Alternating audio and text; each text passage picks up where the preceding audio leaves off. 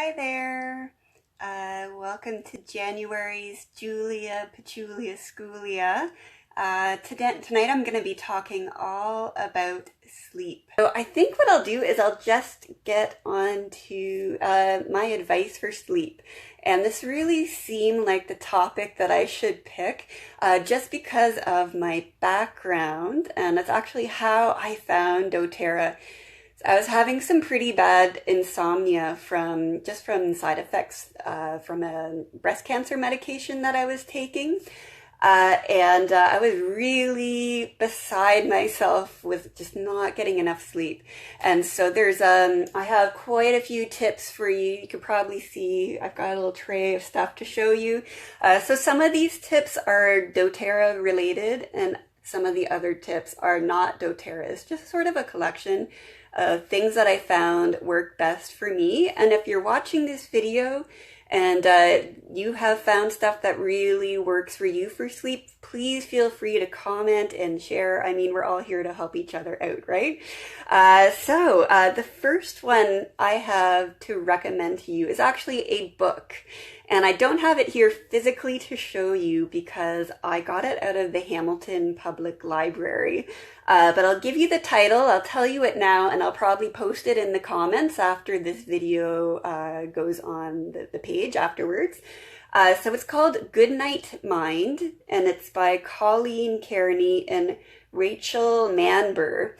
And it was, Serenity, Hillary. Oh, it's amazing. I'm going to get to that later. And so it's actually a very small, thin, very concise book. It's written by people who work with sleep and anxiety and other issues from a cognitive behavioral standpoint. So the first part of the book just basically dispels a lot of the common myths, like things we believe about sleep that have actually been disproven in studies. It's actually, you just get that book just to read that little section at the front. It's well worth it.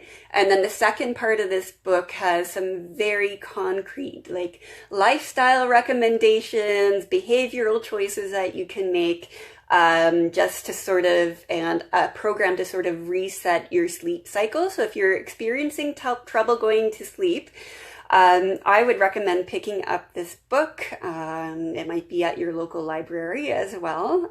It definitely is if you live in Hamilton. Then I'm going to just go through some supplements that you may want to take.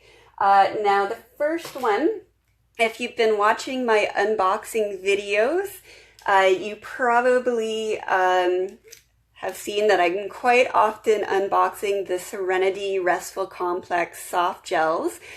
So this is a supplement. I take two. You could take one at night also before bed.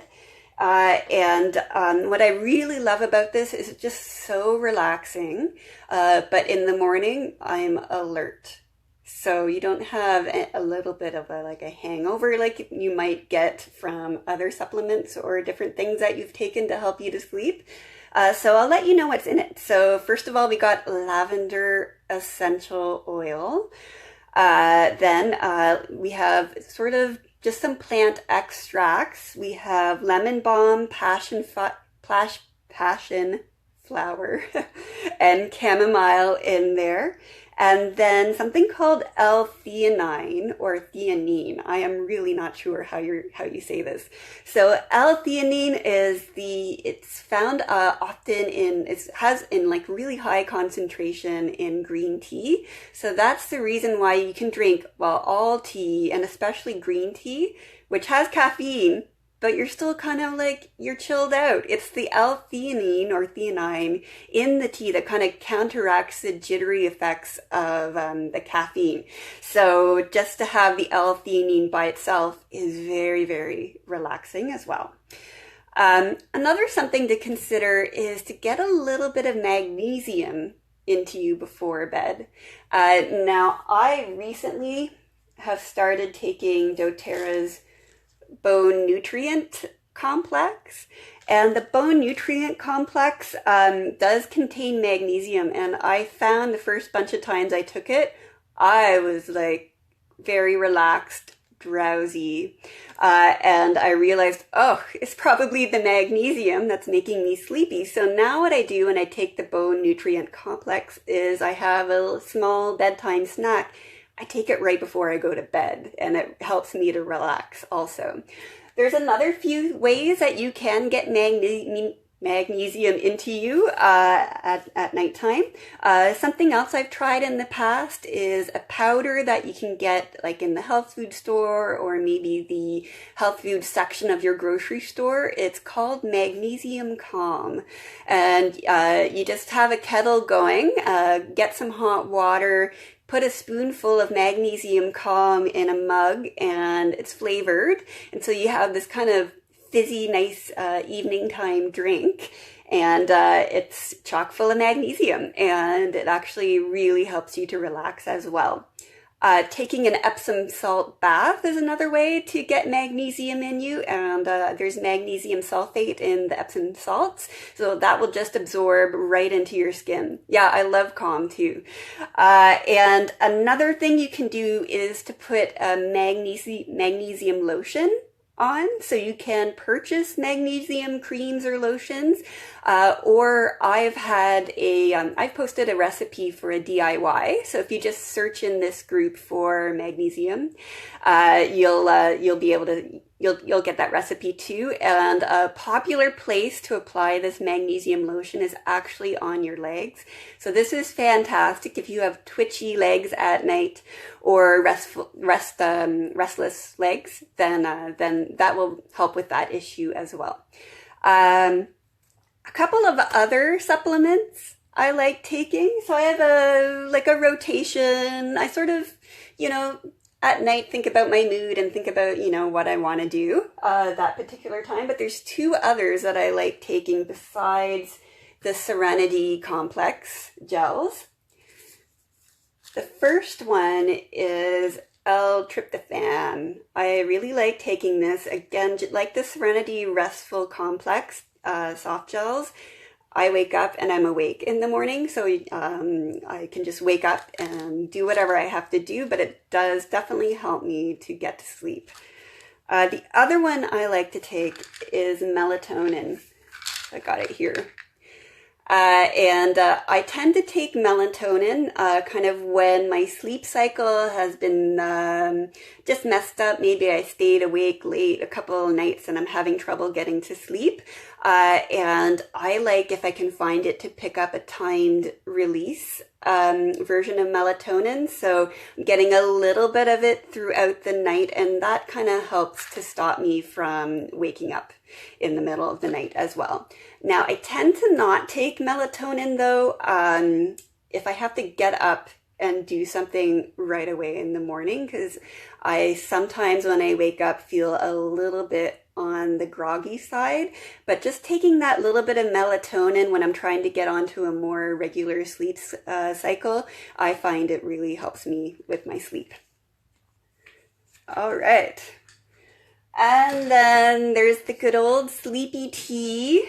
And I have 4 of my favorites here. I'm sure you have favorites as well. Sometimes I just like to kick it old school and go with the plain chamomile tea. That's really good, very relaxing. I also quite like this brand. It's called Nighty Traditional Medicinals tea. I find this one very calming as well, and just the act of having a big mug of tea and sort of relaxing, sort of winding down my mind, all that together I find really helps me at night. Another favorite is David's tea. This is Mother's Little Helper. It's really good. I quite like this one. And this one is probably the strongest out of all the teas. The taste is not the best, but it is super, super relaxing. It's peace tea. So I kind of will drink this more medicinally, like steep it for a really long time. Steven, okay. Oh, hi, Steve.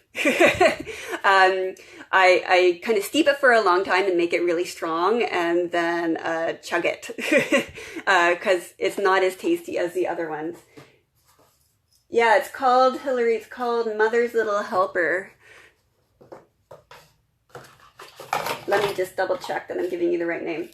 Yeah, Mother's Little Helper, like the Rolling Stone song, if you know that. Yeah, so those are some of my favorites. Oh, hi, Steve. But I'm sure maybe you have another brand that you really like. Please share on there.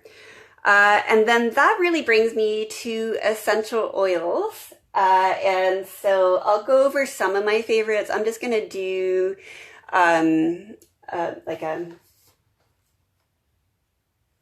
just a handful of them. There's so many that you could pick from.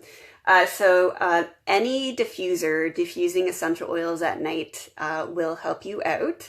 Any model of diffuser is going to help. I find this one here, doTERRA's Aroma Lite, is perfect for me because it has an 8-hour setting.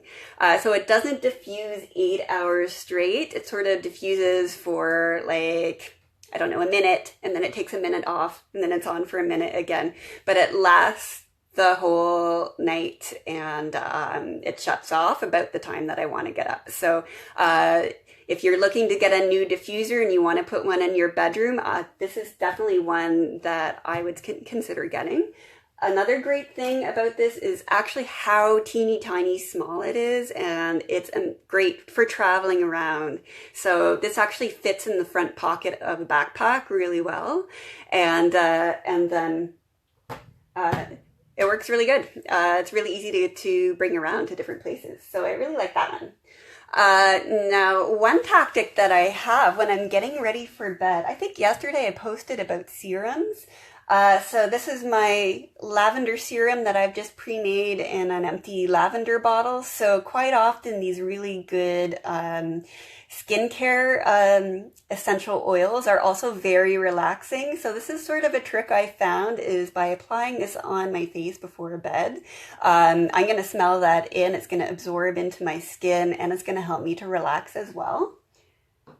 Another trick that I have, let's say that I wake up in the middle of the night. I always keep a roller bottle of lavender just on my bedside table, and that way I can grab it if I need a little bit of extra, sleep power. I just roll it on my forehead, maybe under my nose, sometimes on the back of my neck, or like in the center of my chest are really great places. And just having that little extra burst of lavender actually helps me to sleep as well. But I'll just run through, I have a small group of my favorite essential oils that I often diffuse at night, and I switch it up. I smell, I think about my mood and what I want to do and just how I'm feeling, and change it up every single night. So the first one I'm going to grab is lavender itself. It's very, very, very super relaxing. So this is a favorite that I often have in there. And I often mix it actually with cedarwood. So cedarwood's very relaxing, and I really like the smell of woodsy essential oils. So this is one of my favorites, definitely. Serenity, as Hillary mentioned in the comments before, Serenity is super, super soothing. So I love this one. And so it's just a blend. It does have lavender and cedarwood in it, and quite a few other very relaxing essential oils as well. And one of my most recent favorites is Juniper Berry, actually. And I don't really have nightmares, but Juniper Berry is supposed to be great for kind of calming your dreams as well. That's a reputation it has. Again, I barely remember my dreams personally, and I typically don't have bad dreams, but I do really love diffusing juniper berry. I like doing half juniper berry, half cedarwood. It has a really nice smell to it.